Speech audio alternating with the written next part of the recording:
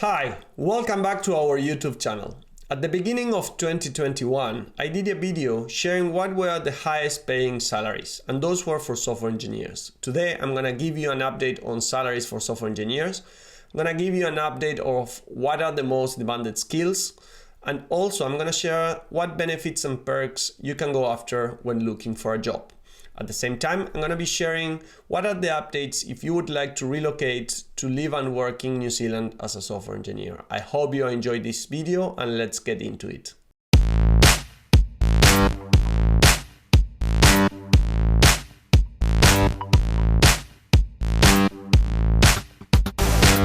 Let's do a flashback and see what did I say in 2021. A junior software engineer will go from 50k to 70k. An intermediate will go from 70k to 110k, and a senior will go from 110k to 150k. Cool. So those were the numbers for 2021 for salaries for software engineers. Now, what can I say? So numbers kind of remain the same. For senior software engineers, salaries can be up to 150k New Zealand dollars.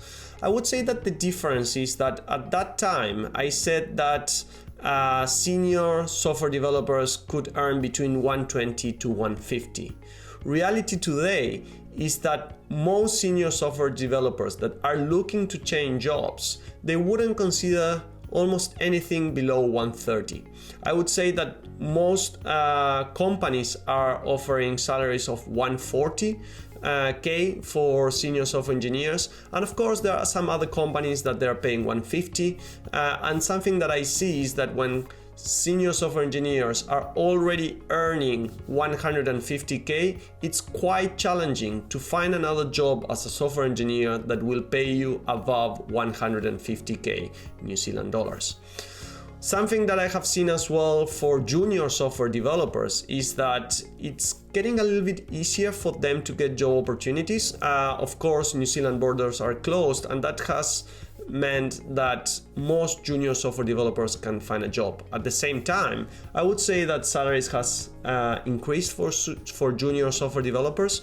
I have seen that juniors could earn, or we have extended offers for $75,000 for junior software developers.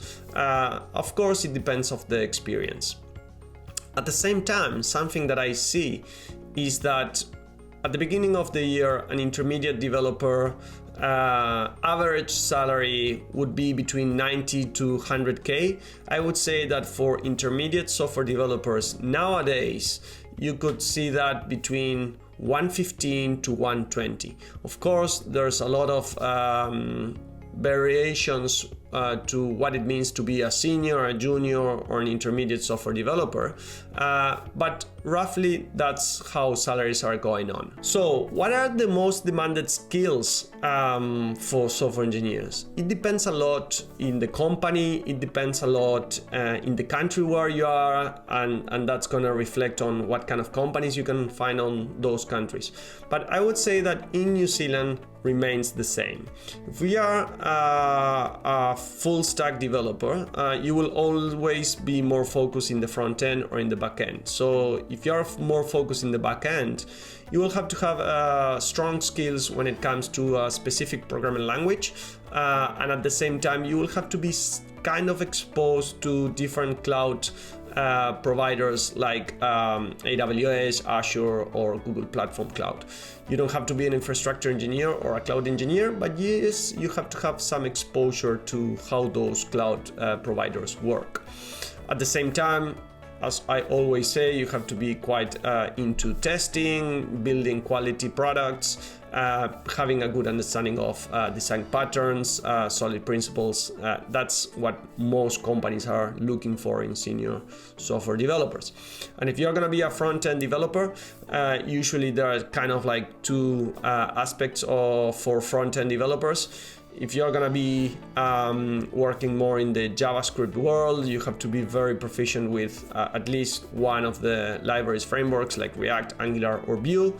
And if you're gonna be this front-end developer that is focusing more in design, you definitely have to have an eye for design for the pixel and really master HTML, CSS, and definitely have a portfolio to showcase your work. So that's a little bit of what are the most skills demanded in New Zealand. But recently, I have been talking with some software engineers working in Australia or in the United States, working for companies like Atlassian or companies like Uber or Google, Facebook, Netflix. And what they have told me is that very important to have strong skills when we are talking about data structure and distributed systems. A lot of people in countries like New Zealand don't have exposure to those kind of things because the amount of users that are using the software applications are not that much. So if you're really looking forward to look jobs in Australia or in the United States with companies like Uber or Atlassian, make sure you do a lot of studying when it comes to data structures and to distributed systems. It's true that you might not get the experience, but yes, what they have told me is that you can do a lot of theory studying in order to be able to go through the recruitment process. I'm going to share a little bit of information when it comes to what are the perks and benefits you can go after in New Zealand. Most of the companies in New Zealand will focus in the salary. Like they will give you the best salary they can. And that's pretty much it. Some startups, they will give you some equity, and that's something that you can go after. And more companies like corporations, they might give you health insurance, they might give you a bonus, even though that's not too common. Mostly banks and insurance companies are the ones that they can give you a bonus on top of your salary. But something that it's quite recurring when it comes to the ways of working is being able to work remotely a couple of days a week or 3 days a week from your place and 2 days from the office. And now we are seeing more and more companies that are offering the possibility to work remotely in New Zealand, living in New Zealand, being in New Zealand. It's an option for you to be able to work remotely full time. And sometimes companies have an office and they offer you the opportunity to go there once a week to bond with the team and do some team activities. So that's what's going on when it comes to perks and benefits.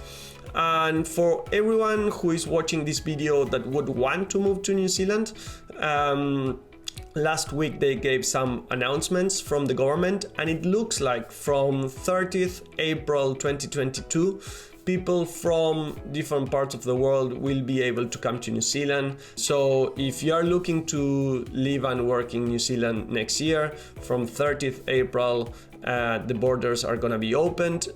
Make sure that you check what are the requirements and conditions that you have to comply in order to be able to come by then. We never know what's going to happen until then, but the government has made an announcement that from next year, 30th April, people from other parts of the world are gonna be able to come to New Zealand as tourists, or if you're gonna be applying for a work visa, then make sure that you can have everything you need in order to be able to apply for a work visa. I hope you have enjoyed this video and looking forward to see you next time. Bye bye.